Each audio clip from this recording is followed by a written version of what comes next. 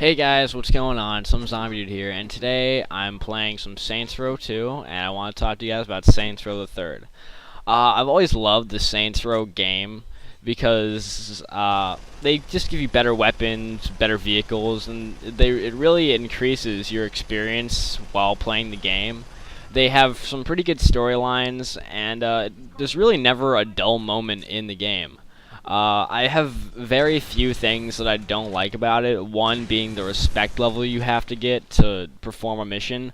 But in the third one, they're changing that into a ranking system. So as you get more respect, you unlock more cars, more weapons. You can put attachments on your weapons now, which I think is cool. You can now put like a third barrel on your double barrel shotgun just to mix things up a bit. You can put drum mags on your AK-47 or a red dot sight, and I like that.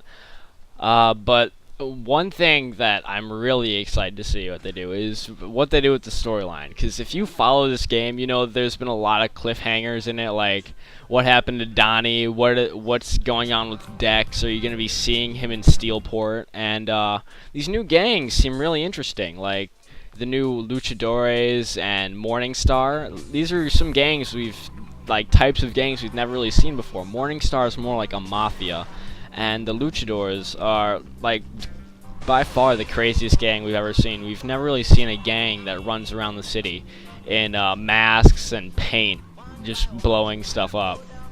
And I think it's going to be an extremely good game because there's a few new weapons that really stand out, like the airstrike you can call in. Now, instead of, if you have low health, you can just sit back, point the little gun thing, whatever it is, and an airstrike just completely blows the hell out of whatever you're pointing at. And I think that's really cool for a sandbox game to do that. Because let's not forget, this is totally a game about just running around having fun. There's no, it's not like Call of Duty was a specific storyline you're supposed to follow. You can follow the storyline, or you can just run around killing people. Another thing I can't wait to see is the new vehicles, like the Professor, I don't remember his name, Professor something's person cannon. You suck people up on the street like with a giant vacuum, and you just shoot them out around the city. And then there's the Johnny Gatmobile. It's basically Johnny Gat's face on like a pickup truck, and the cigarette in his mouth doubles as a flamethrower. And I think that's just really innovative. I've been reading forums on this stuff, and I pretty much know this game front and back. Like what the information they've given us, I've studied it because I'm just that cool. But I think it's gonna be really, really cool.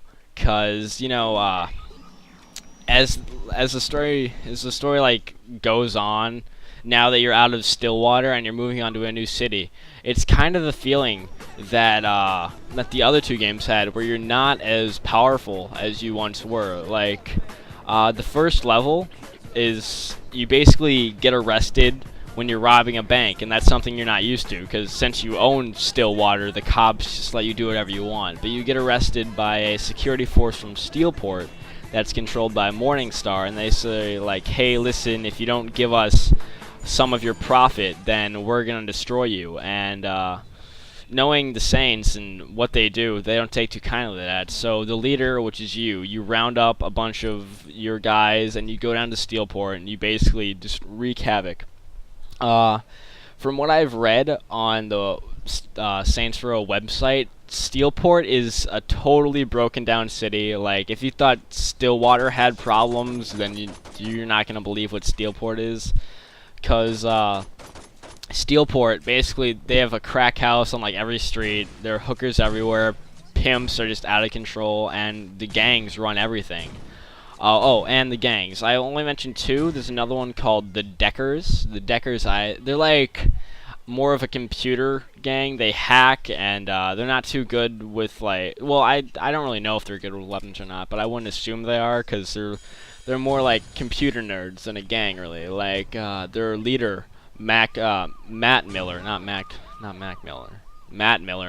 is he's like is like an androgynous guy who's like really smooth behind a keyboard, but when he like gets around the other leaders of the gang, because they're all working together. It's not like in, it's not. They're all part of a gang called the Syndicate, and the Syndicate basically runs the entire city. They've mapped out which territories each gang gets, and it's not like the first one where all these gangs are fighting against each other. They're all sort of collaborating, but and I find that to be, it's very innovative for the story, what they're doing with it, and how they're putting, what their next step is, and I can't wait, honestly. And I've heard this is more like a choice game, like there are choices you make in the story that affect the rest of the game.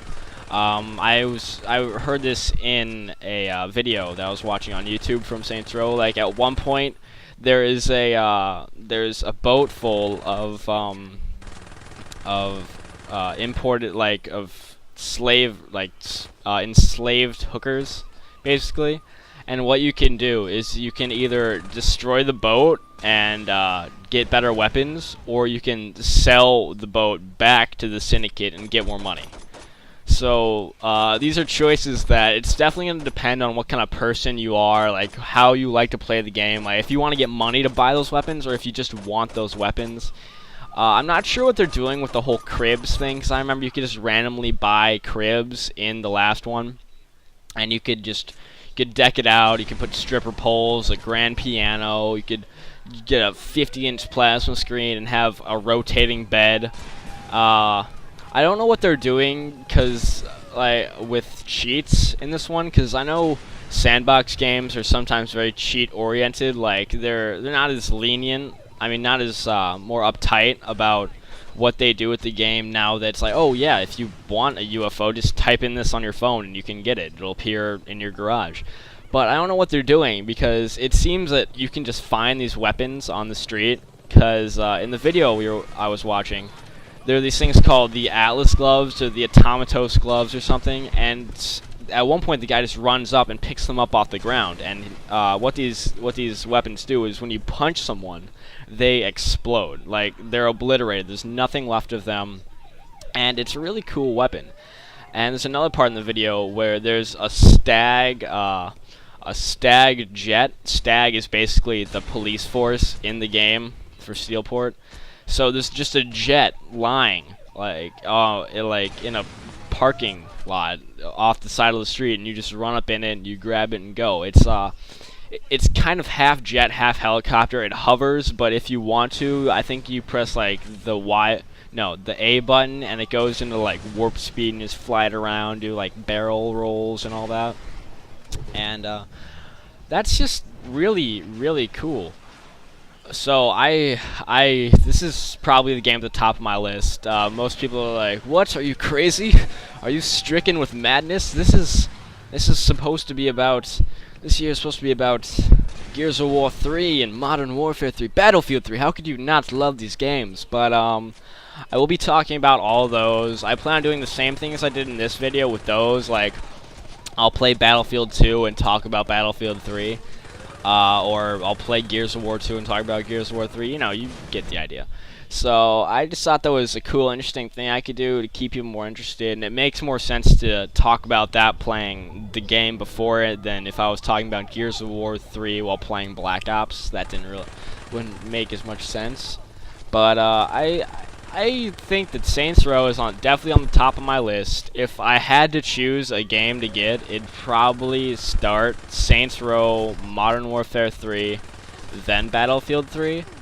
But yeah, it's just definitely something to look out for. If you haven't heard too much on this game already, go check it out. I'm sure the second you see this game, you'll be in love with it. But something I have to say, if you haven't played any of the Saints Row games before, go out and buy the first and the second one. Probably all together only run you about $30 for both the games. But definitely get those in so you know the storyline, because every once in a while they just throw in like a little bleep from the past story. To get you like, oh, that's the guy from the first one. Yeah, I remember him. They do that, and I really like it. I really like how they set up the game and like what they do with it and how they make everything work in this chronological way.